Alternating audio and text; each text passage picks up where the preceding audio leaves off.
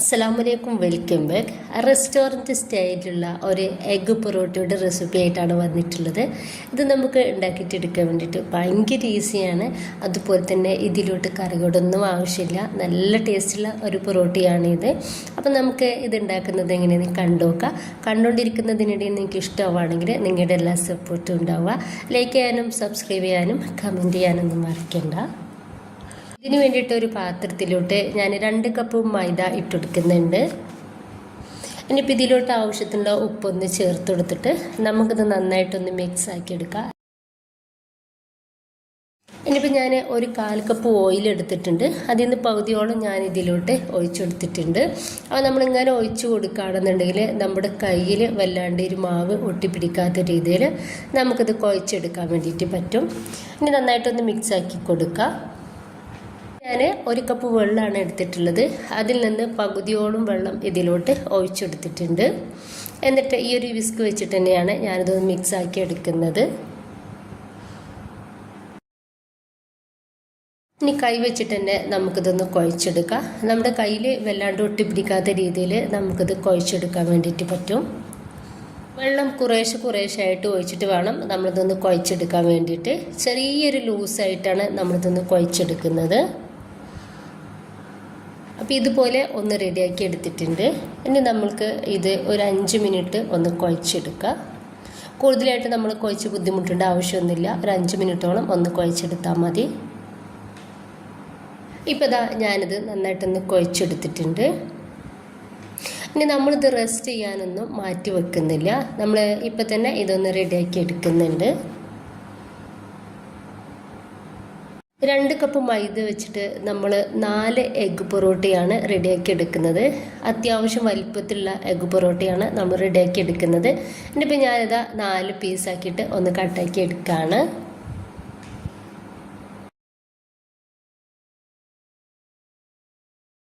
ഇപ്പോൾ കൗണ്ടർ ടോപ്പിലേക്ക് കുറച്ച് മൈദ തൂവി കൊടുക്കുക. എന്നിട്ട് നമ്മൾ ഇതൊന്ന് പരത്തിയെടുക്കുക. വളരെ തിന്നായിട്ട് തന്നെ നമ്മളിതൊന്ന് പരത്തിയെടുക്കണം.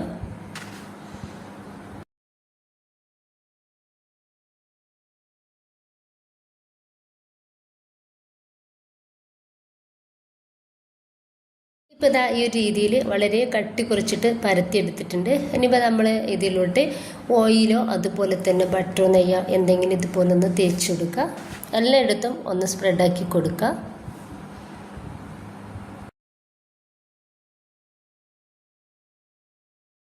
അതിന് ശേഷം ഇതിൻ്റെ മേലേക്ക് കുറച്ച് മൈദ തൂവി കൊടുത്തിട്ട് എല്ലായിടത്തും ഒന്ന് കൈവച്ചിട്ട് തന്നെ ഒന്നാക്കി കൊടുക്കുക. ഇനിയിപ്പോൾ നമുക്ക് സൈഡിൽ നിന്നും ഇതുപോലെ ഒന്ന് മടക്കി കൊടുക്കാവുന്നതാണ്.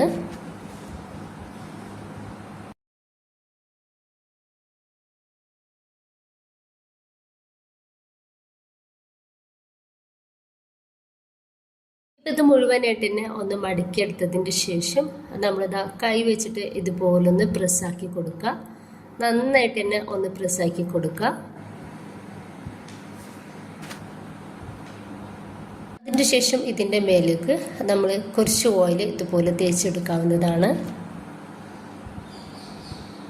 എന്നിട്ട് ഇതിൻ്റെ മേലേക്കായിട്ട് കുറച്ച് മൈദ തൂവി കൊടുക്കുക. എന്നിട്ട് നമുക്ക് ഇത് കൈ വെച്ചിട്ട് എല്ലായിടത്തും ഒന്ന് തേച്ചെടുക്കാവുന്നതാണ്. എന്നിട്ട് പൊറോട്ടയൊക്കെ മടക്കിയെടുക്കൂലേ, ആ ഒരു രീതിയിൽ തന്നെ ഇതൊന്ന് മടക്കിയെടുക്കുക. അപ്പോൾ അതാ ഈ ഒരു രീതിയിൽ ഒന്ന് മടക്കിയെടുത്തിട്ടുണ്ട്. ഇനിയിപ്പോൾ നമ്മൾ പരത്തിയെടുക്കാതെ കൈ വെച്ചിട്ട് തന്നെ കുറച്ച് ഓയിൽ കയ്യിലാക്കി കൊടുക്കുക. എന്നിട്ട് കൈ വെച്ചിട്ട് ഇതുപോലെ തന്നെ ഒന്ന് പരത്തിയെടുക്കാവുന്നതാണ്. ഇങ്ങനെ വേണമെങ്കിൽ ഇങ്ങനെയും ചെയ്തെടുക്കുക, അല്ലെങ്കിൽ നമുക്ക് പരത്തിയെടുക്കും ചെയ്യാം. ഏത് രീതിയിൽ വേണമെങ്കിലും നമുക്ക് റെഡിയാക്കി എടുക്കാവുന്നതാണ്. ഇപ്പോൾ അതും ഇതുപോലെ നന്നായിട്ട് തിന്നായിട്ട് ഞാൻ കൈ വെച്ചിട്ടൊന്ന് റെഡിയാക്കി എടുത്തിട്ടുണ്ട്. എന്നിട്ട് നമ്മൾ ഇതിലേക്ക് ഓയിൽ തേച്ചെടുക്കുക. എന്നിട്ട് പൊടി ഇതുപോലെ ഇട്ടെടുക്കുക. എന്നിട്ട് നമ്മൾ നേരത്തെ ചെയ്ത പോലെ തന്നെ ഒന്ന് മടക്കിയെടുക്കുക. നിങ്ങൾക്ക് ഏതാണ് ഈസി ആയിട്ട് തോന്നുന്നത് അങ്ങനെ ചെയ്തെടുക്കാവുന്നതാണ്.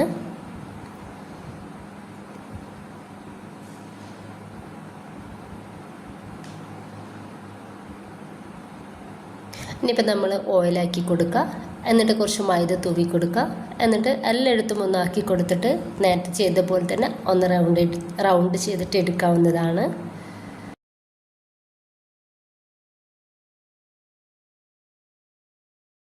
ഇപ്പോൾ ഇതാ അത് മുഴുവനായിട്ട് റെഡിയാക്കി എടുത്തിട്ടുണ്ട്. നമ്മൾ എവിടെയും റെസ്റ്റ് ചെയ്യാൻ വേണ്ടിയിട്ട് ഇത് മാറ്റി വെക്കുന്നില്ല. ഇനി നമ്മൾക്ക് ഉടനെ തന്നെ ഇതുപോലെ ഒന്ന് പരത്തിയെടുത്തിട്ട് നമുക്ക് റെഡിയാക്കി എടുക്കാവുന്നതാണ്. കയ്യിൽ കുറച്ച് ഓയിൽ തേച്ച് കൊടുക്കട്ടോ, എന്നിട്ട് വേണം ഇതുപോലെ പരത്തി കൊടുക്കാൻ വേണ്ടിയിട്ട്.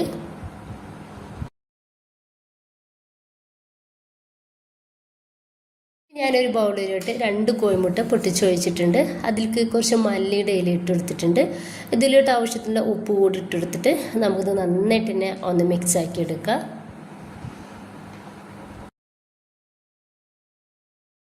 ചൂടായിട്ടുള്ള പാനിലോട്ട് കുറച്ച് ഓയിലൊന്ന് തേച്ച് കൊടുക്കുക. എന്നിട്ട് നമ്മൾ റെഡിയാക്കി വെച്ചിട്ടുള്ള ഒരു പൊറോട്ട ഇതിലേക്ക് വെച്ചെടുക്കാവുന്നതാണ്.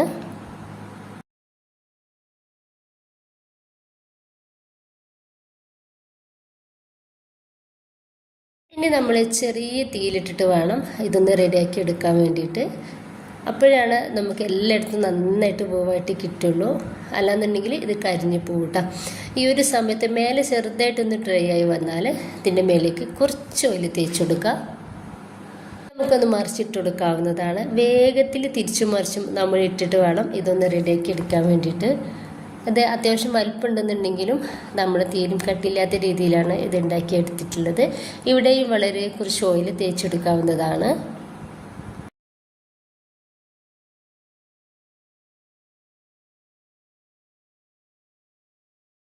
സൈഡിൽ ഇതുപോലത്തെ ഗോൾഡൻ കളർ ആവുന്ന സമയത്ത് നമ്മൾ റെഡിയാക്കി വെച്ചിട്ടുള്ള ആ ഒരു എഗ്ഗിൻ്റെ മിക്സ് ഉണ്ടല്ലോ, അത് ഇതുപോലെ ഒരു ബ്രഷിലാക്കിയിട്ടോ അല്ലെങ്കിൽ ടീസ്പൂൺ വെച്ചിട്ടോ നമുക്കിത് എല്ലായിടത്തും ഒന്ന് സ്പ്രെഡാക്കി കൊടുക്കാം. ഭയങ്കര ടേസ്റ്റാണ് കേട്ടോ ഇങ്ങനെ ചെയ്തെടുക്കുമ്പോൾ. നമ്മുടെ ഒരു പൊറോട്ടയ്ക്ക് നമ്മളിത് പുറത്തുനിന്നൊക്കെ കഴിക്കുകയാണെന്നുണ്ടെങ്കിൽ കുറച്ചൊക്കെ പൈസ അധികം തന്നെ നമ്മളിത് കൊടുത്തിട്ട് വേണം കഴിക്കാൻ വേണ്ടിയിട്ട്. അപ്പോൾ ഇതൊക്കെ നമ്മുടെ വീട്ടിൽ സിമ്പിളായിട്ട് ഉണ്ടാക്കിയിട്ട് എടുക്കാവുന്നതേ ഉള്ളൂ. ഇപ്പോൾ ഇതാ ഞാൻ എല്ലായിടത്തും ഇതുപോലെ ഒന്ന് റെഡിയാക്കി കൊടുത്തിട്ടുണ്ട്. നിങ്ങൾക്ക് വേണമെങ്കിൽ ഇതിലോട്ട് ചില്ലി ഫ്ലെക്സോ അല്ലെങ്കിൽ പച്ചമുളക് ചെറുതാക്കിയിട്ട് കട്ടാക്കിയതൊക്കെ ഇട്ടെടുക്കാവുന്നതാണ് കേട്ടോ. കുട്ടികൾക്ക് എരിവ് ഇഷ്ടമാണെന്നുണ്ടെങ്കിൽ ഇട്ടെടുക്കാവുന്നതേ ഉള്ളൂ. ഭാഗം ചെറുതായിട്ടൊന്ന് പൂവായിട്ട് കിട്ടിയാൽ നമുക്ക് മറിച്ചിട്ട് കൊടുക്കാം. ഇനിയിപ്പോൾ നമ്മളൊരു കോഴിമുട്ട ആക്കി കൊടുത്താൽ 1-2 പ്രാവശ്യം മാത്രം നമ്മളിതൊന്ന് മറിച്ചിട്ട് കൊടുത്താൽ മതി. അത്യാവശ്യം വേവായതിൻ്റെ ശേഷമാണ് നമ്മൾ പൊറോട്ടയിലേക്ക് കോഴിമുട്ട ചേർത്തെടുത്തിട്ടുള്ളത്. ഒരു പൊറോട്ട റെഡി ആയിട്ടുണ്ട്. ഇത് നമുക്ക് പാനിൽ നിന്നും എടുത്ത് മാറ്റാം. ബാക്കി കൂടി ഇതുപോലെ തന്നെ ചെയ്തെടുക്കാവുന്നതാണ്.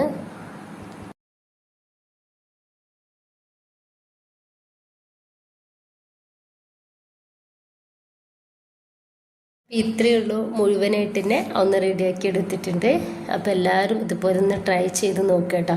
ഭയങ്കര ടേസ്റ്റാണ് ഇത് കഴിക്കാൻ വേണ്ടിയിട്ട്.